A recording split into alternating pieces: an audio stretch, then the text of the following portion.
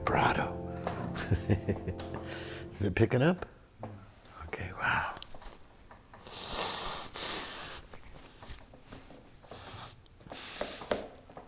Kevin should be. Just, you want me to just keep going?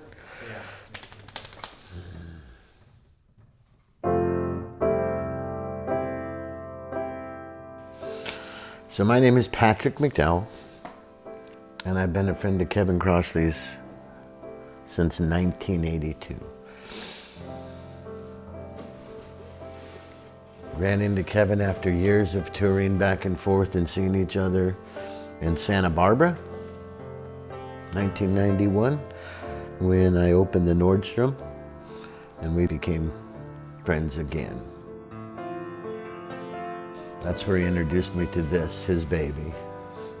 Doesn't feel right to be playing it without him here, but this is a 1908 Steinway, Hamburg, made in Hamburg, Germany.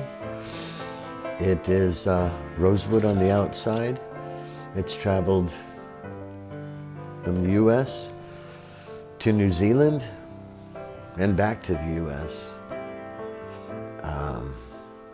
With all the climate changes and everything, it needed intense rebuilding on the inside. It's an all new pin block inside, all re-engineered in hammered felts, all strung. Yeah, so the story is told from Kevin and from his wife, France. They were visiting, I believe they were down in New Zealand. He grew up in New Zealand, Auckland, went to Palmerston North School. But when he was 4 or 5, they were visiting friends. And Kevin just kind of disappeared, and then they heard somebody playing the piano. And they walked in, and Kevin was sitting there playing piano. And I don't know if I remember correctly, he may have been sight reading music at 4 or 5 years old. We had that in common because I started studying formally when I was 5. So they got Kevin a little piano. Years later, early teens, Kevin's dad made him a bet that if he could learn 3 or 4, I believe they were etudes, probably Beethoven, but Kevin loves Chopin. He's got dozens of Chopin books up there. I can't understand Chopin. My mind never comprehended what the man was thinking, but if Kevin could memorize them and play them, he offered to get him a piano. Less than a month later, Kevin not only knew all 4 songs, compositions, he knew them by memory, flawless. So at that point, his dad, who was working in England as counsel for somebody, happened in on the BBC and bought this piano from the BBC recording studios and had it shipped to Kevin. So this has quite a history. You know, I can't imagine, but I can imagine the hands that were on this piano while it was in the BBC in London. But it sits here, and I've played it now in many different locations, and she still knows when I'm sitting at her. Just a beautiful reminder of what Kevin was music. You know, he and I had that in common. We could both sit down and start playing, and next thing we're playing four-handed and switching positions and just doing some amazing shit at Nordstrom that if they knew we were doing it, they would go, but they let us get away with it because it was just amazing. Kevin and I were connected here and in our hearts through our hands. It's a beautiful piano with an incredible history.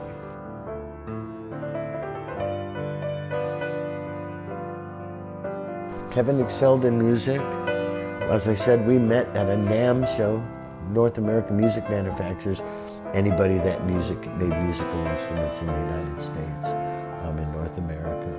In 1982, I had been working for Sequential Circuits, writing manuals, helping program, all that stuff that you do. Kevin was working for Fairlight CMI, which is the first computerized keyboard. Big old ugly green monitor with the gold letters, like war games, you know. And so we just kind of would hang out in each other's booths and then go check out other people's booths and play like we're stupid and just sit down and start jamming, and just swarms of people would be like, ah. And we would see each other throughout. You know, I maintained a career working in theater, working in live concerts, would program synthesizers. People would call and say, oh, I need this done, you know. So Kevin and I might meet. I think he was out with Supertramp. He was in charge of keeping all 5 of Roger Hodgson's Wurlitzers in tune, ready to go, because with Supertramp, as anybody knows, every song's got a different sound, whether it's Goodbye Stranger. But because you can't change a program or modify a Wurlitzer, Kevin was in charge of keeping all 5 of those keyboards perfect shape on the road. And keyboards didn't travel very well. Roadies didn't treat them well, and we threw shit around. But that was Kevin's job. With Supertramp, and I might have been with Hall & Oates, and we just crossed paths on the road. And Kevin never ceased to amaze me in his career. He'd call me when he was in LA and drove down from Bay Area, and Kevin sitting in front of a 28-foot RV. He partners with SIR, Studio Instrument Rentals. Kevin took the state-of-the-art keyboards, built shelves, boom, and he had a mobile keyboard studio. Show up outside studios at concerts and go, I've got that one here, use this one. And through Kevin, we have, you know, anybody that played keyboards, he and I knew and worked with in the 80s and 90s. I like to pass it off as, if you watched MTV or VH1, anybody that was playing keyboards, he and I were involved in some aspect of making them sound the way they did and working with those artists. Kevin called me up one day and was up in Santa Barbara on the Campanile, and he was he had taken time off from Nordstrom because, as Kevin said, I'm not effing playing Christmas carols all day. So he took the Christmas holiday season off, and we were up there playing around, and he had heavy equipment, you know, tractors and backhoes, and we started playing on them and pretty much destroyed the front yard and I think part of France's Rose Garden, maybe. Sorry, France. But we were playing piano doing this, and these vans came down, and Kevin just, we run out to the front, and he tells me, just do this. And so I'm standing there, the vans open up, and Tibetan monks came out. And I believe that was when the Dalai Lama came down to visit that day, and I'm sitting there just speechless. And it's just one of the many people and lives that Kevin touched, working firm belief in help saving Tibet, working one-on-one with the Dalai Lama. But then he would call me up, I would show up at the Libero, and they would walk me backstage where I used to work as a stagehand, and I'm hanging out with Jeff Downs, Rick Wakeman, just the best keyboard players, you know, Herbie Hancock. And and all we do is just sit around and talk about music. And Kevin had an entourage of people that he just knew. You know, Kevin was that kind of soul that he just, you know, he and I floated through crowds. We didn't need passes. We just walk in and go, hey, how's it going? And walk in with the group. Crash the party. His musical history spans anybody. You know, he called me and he said, I was just showing a friend a picture, got a call and flew down to Martinique and waiting on his friend to come up and pick him up in a motorboat, and it was Keith Emerson picked him up and took him to his island, to his estate on Martinique back in the 80s, late 80s. And then Kevin would call me up and say, oh, you got to come up here. And I'd fly up to San Francisco or drive to San Francisco. We'd be at the Cow Palace, and he's backstage, and I'm hanging out with all of the band, yes. And Kevin's getting all of Jeff Downs's or Rick Wakeman's stuff working. And just setting everything up. We just kind of floated around like that with people. Didn't have to work, but we can't not get our hands involved. And that was part of Kevin. He goes, you know, there's an easier way. And he'd give you that little, Kevin had this little leprechaun smile and twinkle in his eye that you knew the shit was going to hit the fan and we were going to really maybe have to leave soon, or it would just be a time that you could never dream of in your life. An evening spent sitting around eating and drinking at a local restaurant called Steinway with all the band members of Yes. or Joni Mitchell and Graham Nash and Manu Katsu, the drummer. Just boop, we're just sitting out on the patio having lunch and people didn't know who anybody was. It was kind of cool. And then Kevin's original music history was he was down in New Zealand and he hooked up with Rick Springfield. And so he was on tour with Rick. Originally, Kevin's specialty is tuning and fixing and repairing pianos, but he played. So he was with Rick Springfield. And in 1976, I just discovered the beta, was it a beta mic? Yeah. The beta recording of Rick Springfield live on American Bandstand with Dick Clark. And Rick's the star. Kevin's sitting behind this black piano. And Dick Clark introduces Rick and says, I want to talk to you in a minute, Rick, hold on. Who's this guy? And he turns around and looks at Kevin, who stands up about this tall, and he's got a top hat this big on.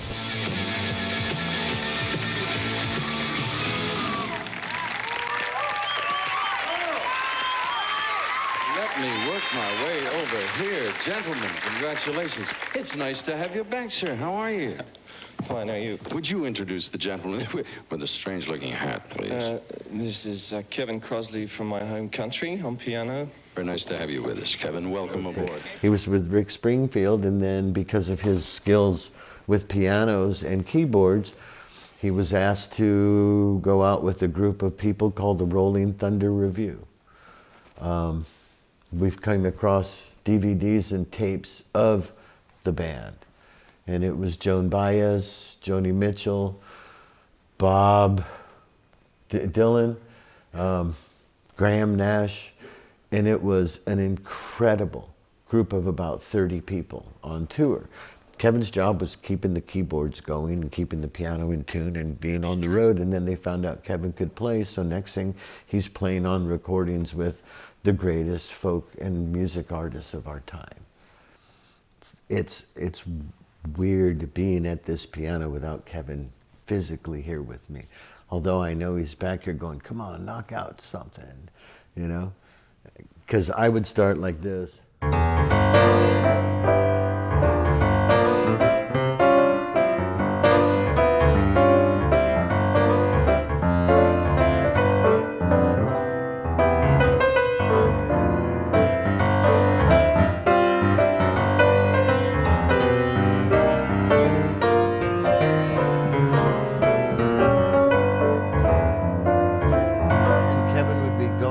Doing the other parts and soloing, and it's weird because I could just hit a chord and he would be like, oh, let's do this one, and we'd break into something. We could play for hours. At one point he had 2 grand pianos in the living room up in the Campanelle, and we would play for hours while France was working, and then we'd have to stop because we'd have to get dinner ready or we'd get in trouble. Kevin and I spent hours over years recording and doing stuff on it. It's just an incredible piano. It talks. It breathes. So when you're down here, it's not mushy if you go up here. It's a gorgeous piano. I never liked Steinways. I always preferred Yamahas because I could make them laugh and cry. This piano makes me cry, so it's a gorgeous piano. As recommended from all piano manufacturers and professionals, Kevin did nothing to the outside. There's chips and scratches, varnish is cracking, but he did nothing to touch the outside. It's an all rosewood piano with MIDI. It's a gorgeous, gorgeous piece of machinery. And as you can tell, I get a little emotional playing this, so. She cries.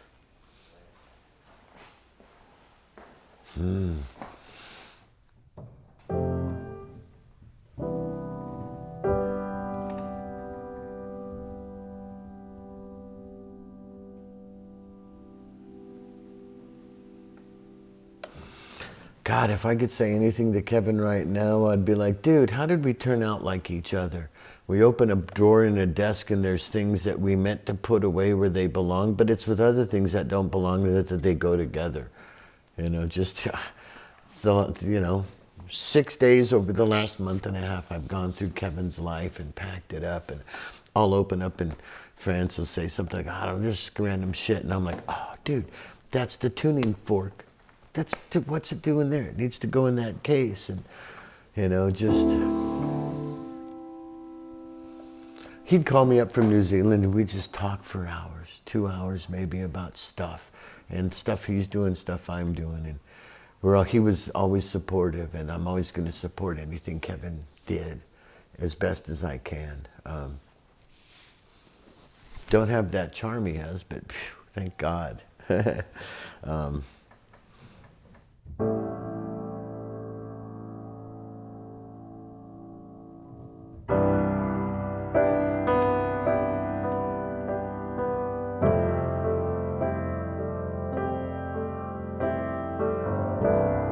Kevin's up there now.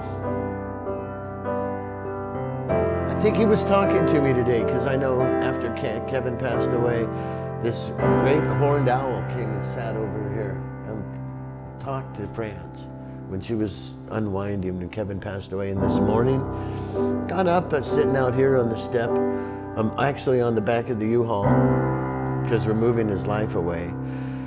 And the owl started talking. And I looked up and he was sitting in one of these, the plum trees. He was just looking at me and I'm like, wow.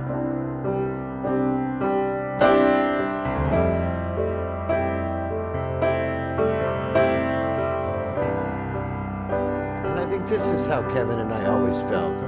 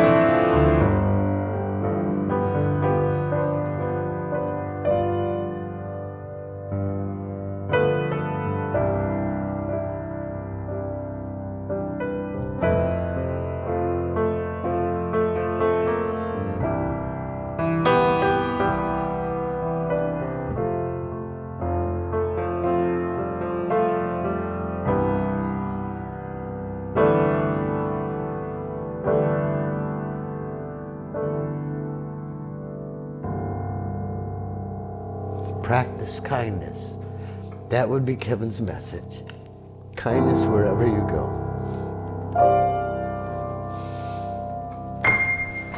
I got the right note. That's good. I'm going to miss this. I'm going to miss him forever. But he's always going to be there pissing me off, complaining about something, telling me I'm doing it wrong. Like, yes, Kevin, I know. It goes, I don't want to. That was the thing. We never could agree on how songs really had to go because I always do this. I do solemn. Kind of a dissonant seventh. And I think if you go, everybody does that. I think John Lennon did it by mistake and had to keep it in there. Goodbye, Kevin.